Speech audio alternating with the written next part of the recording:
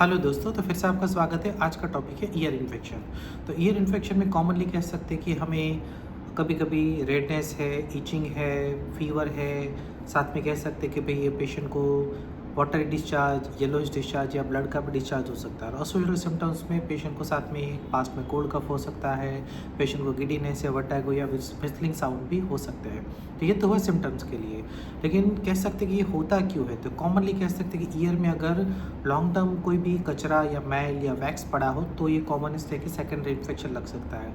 कई बार हमारे फेस की और ईयर की स्किन अगर ऑयली रहती है और वहाँ पे प्रॉपरली हम डेली बाथ नहीं लेते, क्लीन नहीं करते, तो भी वहाँ पर सेकेंडरी बॉयल्स या फॉलिकुलाइटिस के इन्फेक्शन फैल सकते हैं। तो लोकलाइज सेप्सिस वगैरह या लोकलाइज बॉयल जिससे फॉर्म होने का चांसेस रहता है। फिर उसके बाद कभी कभी फंगल इन्फेक्शन होता है तो इचिंग के सिम्टम्स भी आ सकते हैं।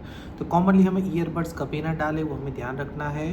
कोई शार्प ऑब्जेक्ट्स वगैरह अगर हमने डाल दिया है तो भी कभी कभी ईयर ड्रम्स को भी डैमेज हो सकता है। सेकेंडरी इन्फेक्शन एक्सटर्नली और इंटरनल और मिडल ईयर तक भी ये फैल सकता है। तो शार्प ऑब्जेक्ट्स हमें नहीं डालने हैं।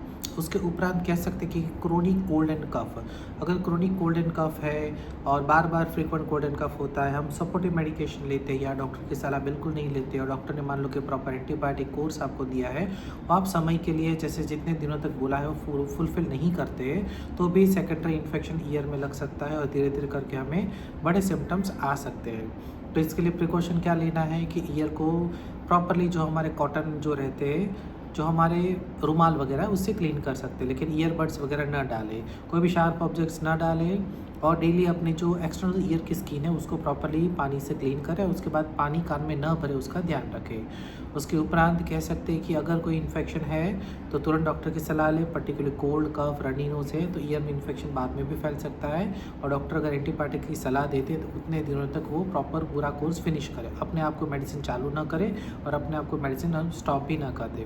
ज़रूरत पड़े तो दूसरी बार भी डॉक्टर से फॉलोअप ले सकते हैं। तो आई होप ये आपको डिटेल डिस्कशन का वीडियो ईयर इन्फेक्शन का पता चला होगा कि क्या हमारी कॉमन लापरवाही की वजह से कई बार हम इग्नोर कर लेते सिम्टम्स, कोल्ड कफ को हम सबसाइड कर देते हैं और कई बार हम लोग एंटीबायोटिक लेने से या सपोर्टिव मेडिकेशन लेने से डरते हैं, उसकी वजह से बड़ी प्रॉब्लम हो सकती है।